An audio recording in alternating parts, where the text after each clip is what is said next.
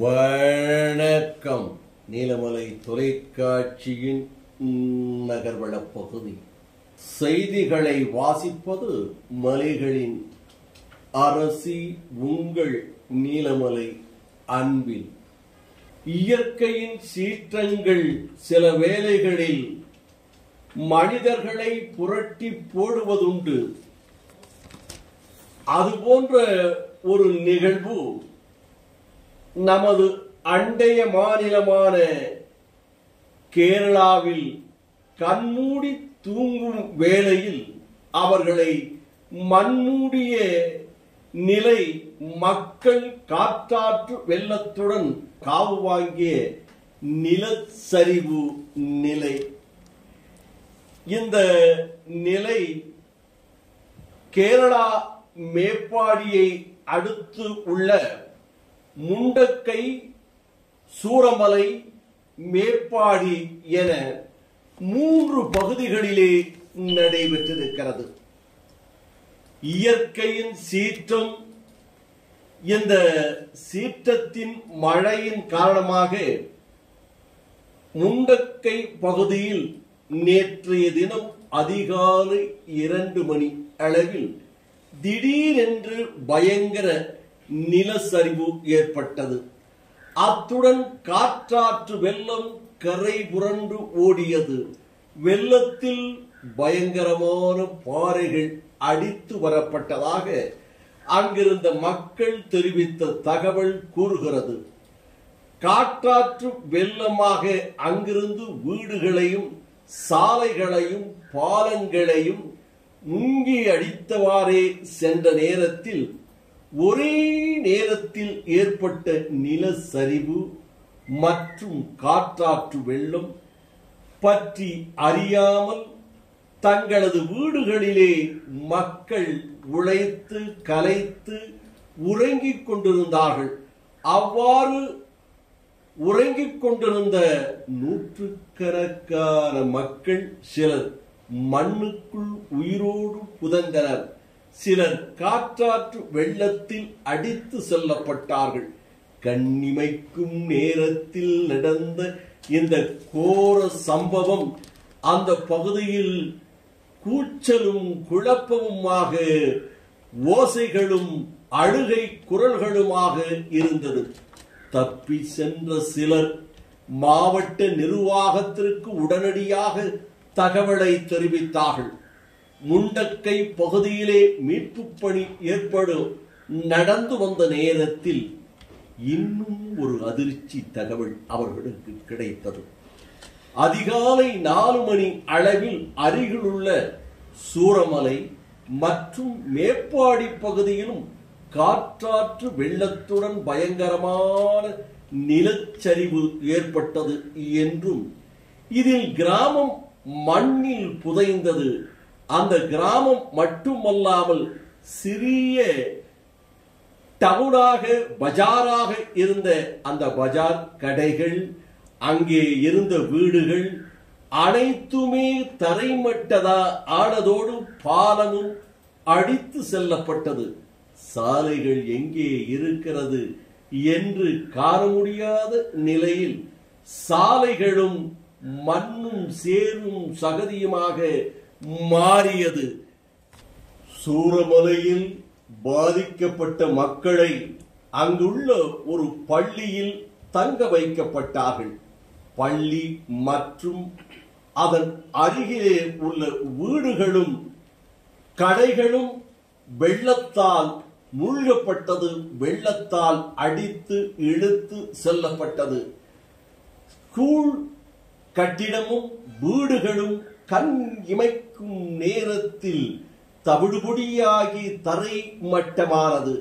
அதில் தங்க வைக்கப்பட்டிருந்த 400 பேர்கள் என்ன நிலை என்பது கண்ணிமைக்கும் நேரத்தில் நடந்தது.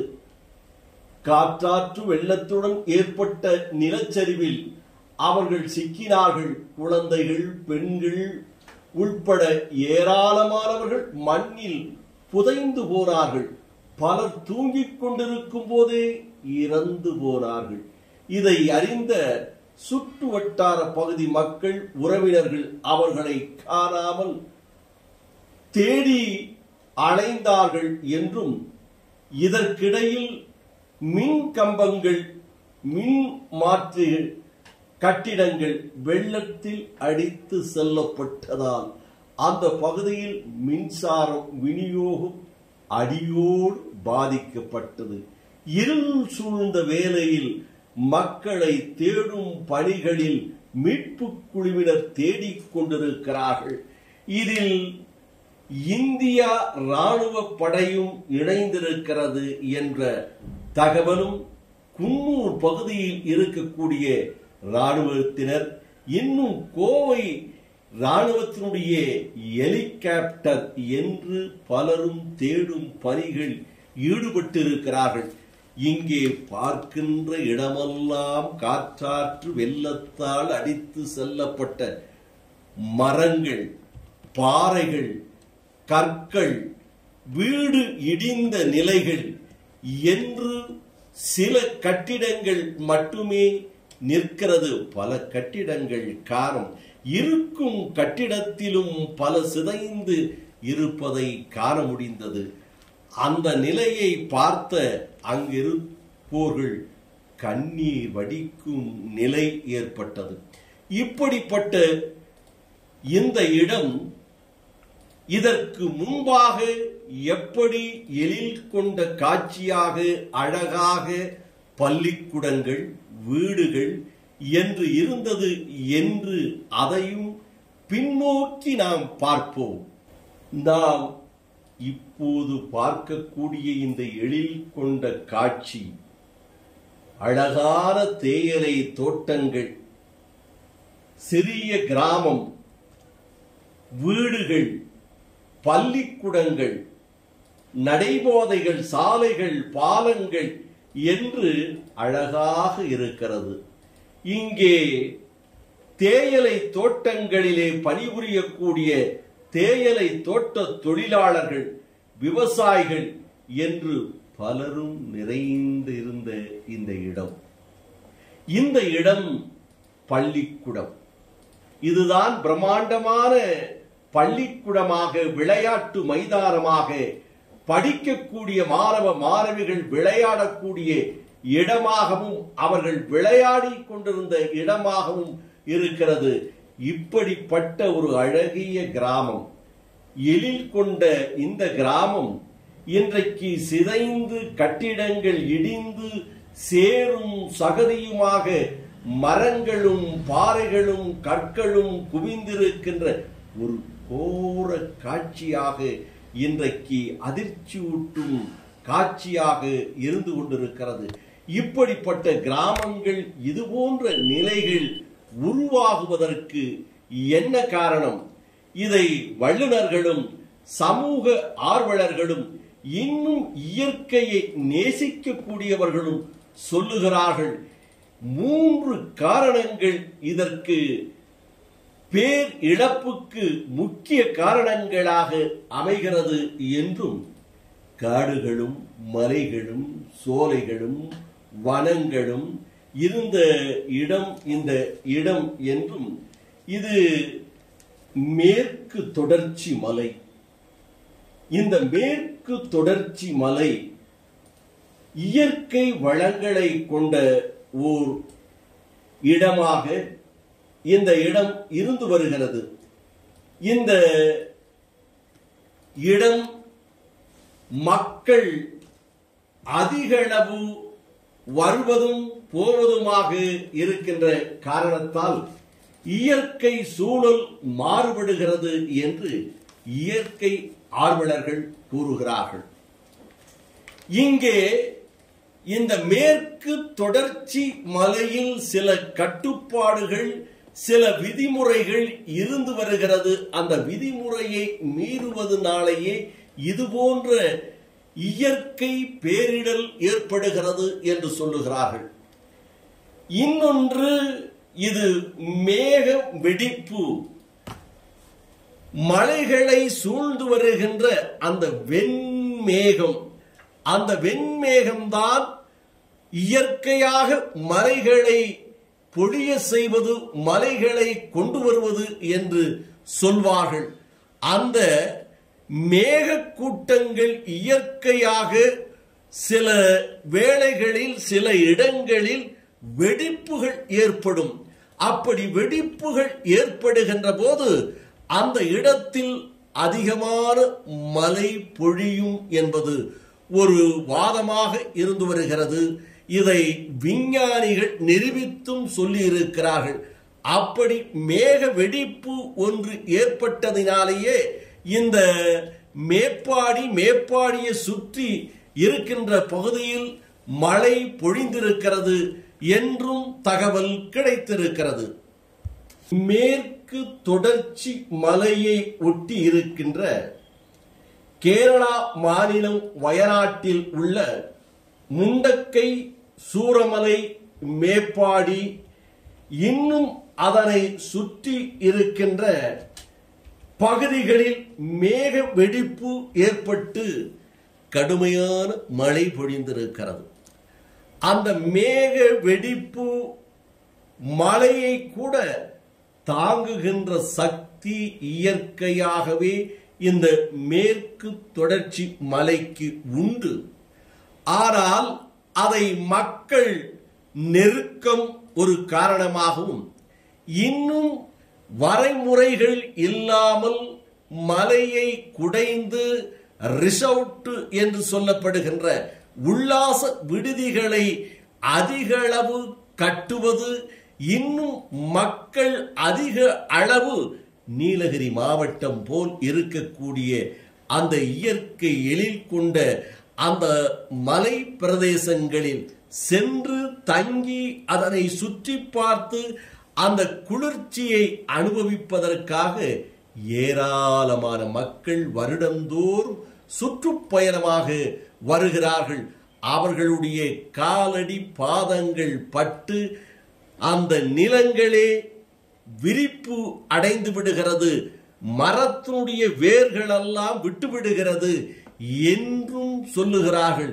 இதை அரசு கட்டுப்படுத்த தவறிவிட்டதா அல்லது தவறு எங்கே நடந்தது என்று தெரியாத வண்ணமாக இருக்கின்றது. இதை கூட இன்றைக்கு கொடைக்கானல், நீலகிரி மாவட்டத்தில் கூட இ பாஸ் என்று நீலகிரி மாவட்டத்திலும் கொடைக்கானலிலும் சுற்றுலா பயணிகளுடைய வாகனம் செல்ல வேண்டுமே ஆனால் முன் அனுமதி பெற்று செல்ல வேண்டும் என்று சில மாதங்களுக்கு முன்பாக கட்டுப்பாடு விதித்தார்கள். ஆகவே இங்கே ஏற்பட்டதற்கு அந்த உல்லாச விடுதிகளை அதிகளவு மலைகளை சுரண்டி மலைகளை குடைந்து கட்டுவதனாலும் அங்கே மக்களை கொண்டு போய் அதிக அளவு தங்க வைப்பதாலும் அங்கே இயற்கை சூழலுக்கு மாறாக இவர்கள் மக்கள் அதை மாசுபடுத்துவதுமே இந்த காரணமாக அமைந்து மேக வெடிப்பு ஏற்பட்டு இப்படி அழகான ஒரு கிராமமாக பார்க்கின்ற இடமெல்லாம் தேயிலை தோட்டங்களாக இருந்த முண்டக்கை, சூரமலை, மேப்பாடி இன்றைக்கு காற்றாற்று வெள்ளத்தால் கரைபுரண்டு ஓடிய பாறைகளாலும் மரங்களாலும் சிதைந்து 500க்கு மேற்பட்ட மக்கள் இன்றைக்கு காணவில்லை என்ற தகவல் கிடைத்திருக்கிறது. 126க்கு மேற்பட்ட சடலங்கள், உடல்கள் கிடைத்திருக்கிறது. இன்னும் எண்ணிக்கை ஏறிக்கொண்டு போகிறது. மருத்துவமனையிலே பலர் அனுமதிக்கப்பட்டு அங்கே 300க்கு மேற்பட்டவர்கள் சிகிச்சை பெற்று வருகிறார்கள். இதில் சிலருடைய நிலை கவலைக்கிடமாகவும் இருக்கிறது என்ற பரிதாபத்தையும் சொல்லி இருக்கிறார்கள். இந்த இயற்கை பேரிடலை காணுகின்ற போது, இந்த சூழலை எண்ணுகின்ற போது கண்களே குளமாகிறது. நம்முடைய அன்பு சகோதர சகோதரிகள் பிள்ளைகுட்டிகளோடு இரவு வேளையிலே இன்பமாக உறங்கிக் கொண்டிருந்த வேளையிலே உறக்கத்திலேயே உயிர் போனதா, உறக்கத்திலே அவர்கள் பிணமானார்களா? உறக்கத்திலே குடும்பம் ஒவ்வொரு பகுதியில் சிதைந்து போனதா என்று எண்ணுகின்ற போது வேதனையும் மன வருத்தமும் ஏற்படுகிறது. அதற்கு முன்பாக இறைவன் தந்த இந்த இயற்கை வளமான இந்த மேற்கு தொடர்ச்சி மலையை கட்டி காக்க வேண்டும். கட்டி காக்க வேண்டும் என்றால் அனுமதியோடு அங்கே பில்டிங் கட்டிடங்களை, ரெசார்ட் என்று சொல்லுகின்ற உல்லாச விடுதிகளை கட்டுவதற்கு முறையாக சரியாக அனுமதி வழங்க வேண்டும். அப்படி என்று அந்த பகுதியிலே இருக்கின்ற சமூக ஆர்வலர்கள் வேதனை கலந்த சொற்களாக சொல்லியிருக்கிறார்கள். இனியாவது இது போன்ற ஒரு பேரிடல் நடக்காமல் உல்லாச விடுதிகளை அந்த மலை மீதும் மலையை குடைந்தும் கட்டுகின்ற உல்லாச விடுதிகளை தடை விதிக்குமா அரசு அதிகாரிகளும் நடவடிக்கை எடுப்பார்களா? இது போன்ற பேரிடல் ஏற்பட்டு அழுவதை விட பேரிடல் ஏற்படாமல் இருப்பதற்கு நடவடிக்கை எடுப்பார்களா என்று கேட்கிறார்கள். இதற்காக நாடு முழுவதும் மக்கள் அவர்களுக்காக உதவிகளை வழங்கிக் கொண்டிருக்கிறார்கள். ஒன்றிய அரசும் இறந்தவர்களுக்கு உதவிகளை வழங்குகிறது. தமிழக அரசும் பல கோடி ரூபாயை கேரளா அரசுக்கு வழங்கி இருக்கின்றது என்ற தகவலும் வந்த வண்ணமாக இருக்கிறது. இதோடு தன்னுடைய சகோதரன் சகோதரி தன்னுடைய சொந்த குடும்பங்கள் அடித்து செல்லப்பட்டது. இந்த காற்றாற்று வெள்ளத்திலே பிழைத்தவர்களுக்கு நாம் உதவி செய்யலாம் என்று பாடந்துறை பகுதியிலே இருக்கின்ற மக்களும் உதவிகளை செய்திருக்கிறார்கள். இதை போல பல்வேறு இடங்களிலே இருந்து உதவிகளை செய்து கொண்டிருக்கிறார்கள். நமது அண்டைய மாநிலமான சகோதரர்கள், கேரளா மொழி பேசுகின்ற கேரளா மக்கள் தமிழர்களோடு இணைந்து வாழக்கூடிய இடமாக இருப்பது முண்டக்கை, சூரமலை, மேப்பாடி ஆகிய பகுதிகளில் பாதிக்கப்பட்ட குடும்பங்களுக்கு தேவையான உதவிகளை, நிவாரணத் தொகைகளை, அவர்களுக்கு உணவு பொருள்களை வழங்குவதற்காக நாடெங்கும் உதவிக்கரங்களை நீட்டிக் கொண்டிருக்கிறார்கள். நமது கூடலூர் பகுதியிலே பாடந்துறை பகுதியிலே இருக்கின்ற பிரின்ஸ் ஆஃப் ஹியூமானிட்டி நண்பர்கள் ஆப் மனிதநேயம் என்ற அமைப்பின் மூலமாக உதவிகளை வழங்கியிருக்கிறோம் என்று பாடந்துறை பகுதியிலே இருந்து ரியாத் அவர்கள் தகவலை தந்து நமக்கு அந்த செய்தியையும் தந்திருக்கிறார்.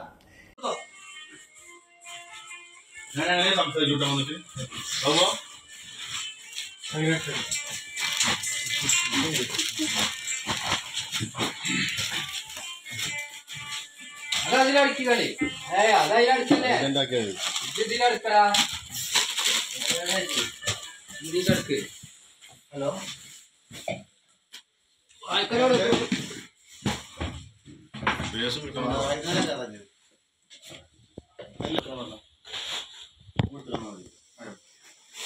அனைவருக்கும் வணக்கம்.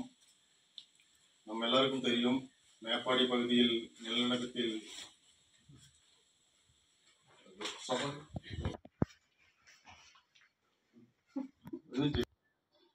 എല്ലാവർക്കും നമസ്കാരം. മേപ്പാടിയിൽ നടന്ന ദുരന്തത്തിന്റെ കാര്യം നമുക്ക് എല്ലാവർക്കും അറിയാം. അതിനൊരു കൈത്താങ്ങായി ഫ്രണ്ട്സ് ഓഫ് ഹ്യൂമാനിറ്റിയും അതുപോലെ തന്നെ പാടന്തറ പൊതുജനങ്ങളും എല്ലാവരും കൂടി സ്വരൂപിച്ച വസ്തുക്കളിതെല്ലാം.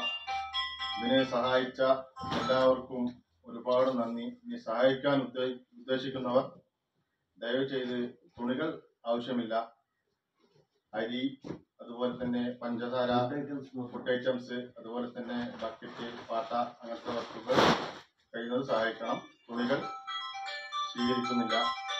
ഇനി രണ്ടു വാക്ക് നമ്മുടെ കൗൺസിലറായ ഷാഹിനദാത്ത സംസാരിക്കുന്നത്. എല്ലാവർക്കും നമസ്കാരം. ചൂരന്മല ഭാഗത്ത് നടന്ന സംഭവം എല്ലാവർക്കും അറിയുന്നതല്ലേ.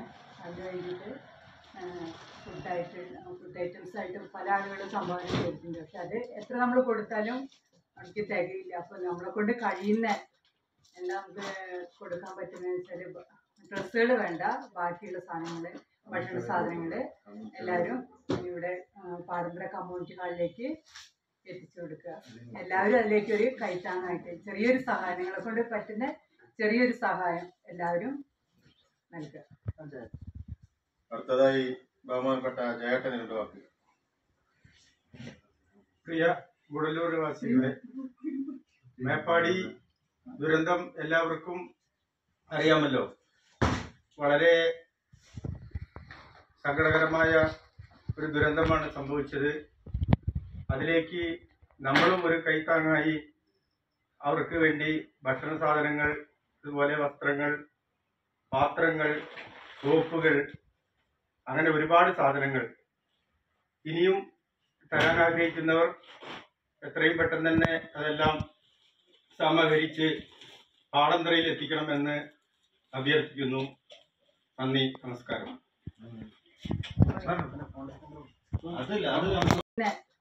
എല്ലാം കൊടുക്കാൻ പറ്റുന്നതെന്ന് വെച്ചാൽ ഡ്രസ്സുകൾ വേണ്ട, ബാക്കിയുള്ള സാധനങ്ങൾ, ഭക്ഷണ സാധനങ്ങൾ എല്ലാവരും ഇവിടെ പാരമ്പര്യ കമ്മ്യൂണിറ്റി ഹാളിലേക്ക് എത്തിച്ചു കൊടുക്കുക. എല്ലാവരും അതിലേക്ക് ഒരു കൈത്താങ്ങായിട്ട് ചെറിയൊരു സഹായം, നിങ്ങളെ കൊണ്ട് പറ്റുന്ന ചെറിയൊരു സഹായം എല്ലാവരും നൽകുക. അടുത്തതായി ബഹുമാനപ്പെട്ട ജയേട്ടൻ രണ്ട് വാക്ക്. പ്രിയ ഗുഡല്ലൂർ വാസികളെ, മേപ്പാടി ദുരന്തം എല്ലാവർക്കും അറിയാമല്ലോ. വളരെ സങ്കടകരമായ ഒരു ദുരന്തമാണ് സംഭവിച്ചത്. അതിലേക്ക് നമ്മളും ഒരു കൈത്താങ്ങായി അവർക്ക് വേണ്ടി ഭക്ഷണ സാധനങ്ങൾ, അതുപോലെ വസ്ത്രങ്ങൾ, പാത്രങ്ങൾ, സോപ്പുകൾ, അങ്ങനെ ഒരുപാട് സാധനങ്ങൾ ഇനിയും തരാൻ ആഗ്രഹിക്കുന്നവർ എത്രയും പെട്ടെന്ന് തന്നെ അതെല്ലാം സമാഹരിച്ച് പാടന്തറയിൽ എത്തിക്കണമെന്ന് അഭ്യർത്ഥിക്കുന്നു. നന്ദി, നമസ്കാരം.